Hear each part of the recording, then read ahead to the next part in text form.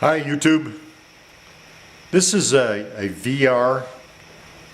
I'm getting used to these initial things the YTPC has that are like VR, video recording or video request.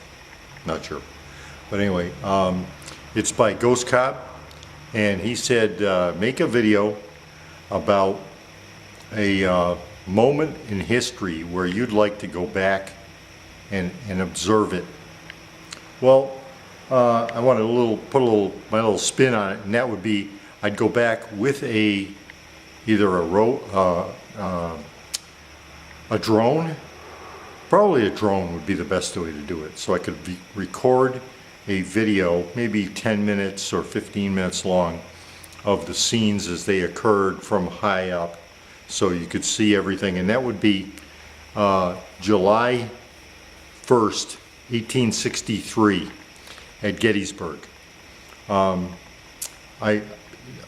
Battle of Gettysburg is such a big, sprawling event. There's stuff going on all over the place, 2-3 miles from the other place. But on July 1st, Lee kind of bumped into the Union Army. He bumped into John Buford's cavalry, and then he had a general in charge. I think it was, geez, what's his name? Well, anyway, you guys who are into the Civil War know who I'm talking about. Who kind of, Harry Heath, that's who it was. He kind of just piecemeal attacked Buford, thinking, oh, they're militia. Oh no, they're cavalry. Oh, we can just brush them aside with a brigade. Oh, a couple of brigades will do it. And he just kept getting pushed back or held back until the First Corps got there, and John Reynolds arrived to take command, and then there was this big battle erupted, and then the Northern Confederates came in from where they were up near the capital of Pennsylvania, and they were going to take that, but then they had to come back because Lee requested them to, because he found out the Union Army was concentrating around Gettysburg. I'd like to go back and just do an aerial overpass, a slow overpass, to show all the units lined up and how they were positioning each other and against each other, and it was kind of an ebb and flow. The Union really held its own at the first half of that day, and then as the Confederate Northern forces pushed in and hit the 11th Corps, the 11th Union Corps, and kind of rolled them back, and then the center of the First Corps started to give way too, because they were all being outnumbered, that they had to retreat to Cemetery Hill, and they had to retreat through the town of Gettysburg and everything else. So I'd like to go back and witness that, but with the aid of a drone.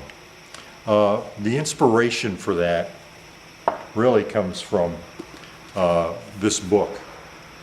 It's by William Frassanito.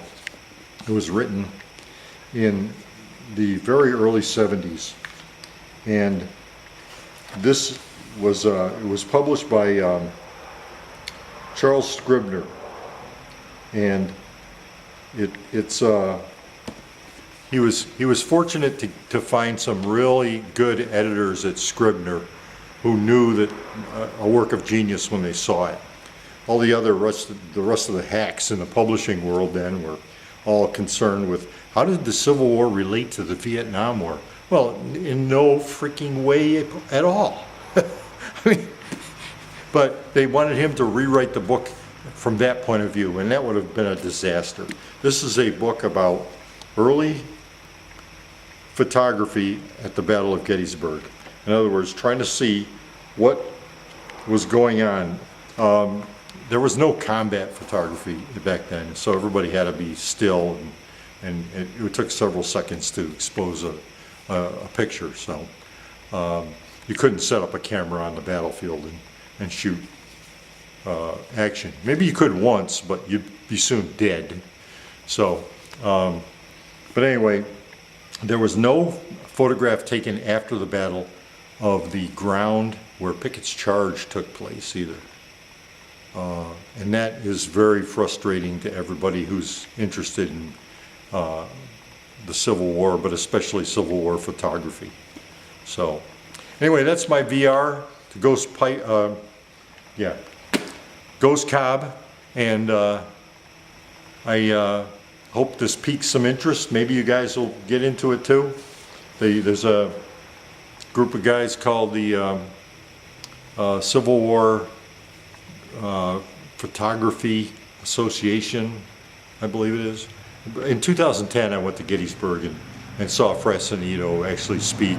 I was looking for a guy who was maybe, here's his picture on the dust jacket, okay? But this was in 1972. So in 2010, he didn't look like that anymore. So I'm looking around for him and everything, and then finally I hear him talking and I say, okay, that's got to be him. So I went over and talked to him for a little bit.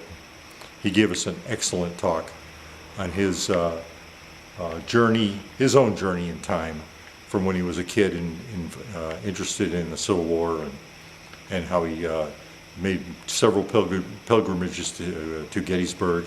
He went to Gettysburg College. He was in ROTC there.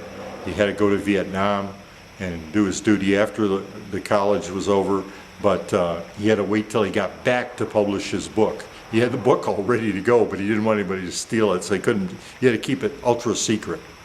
But anyway, that's a whole story into itself. But that's what I'd like to see. Gettysburg, day one, from the air. Thanks, bye.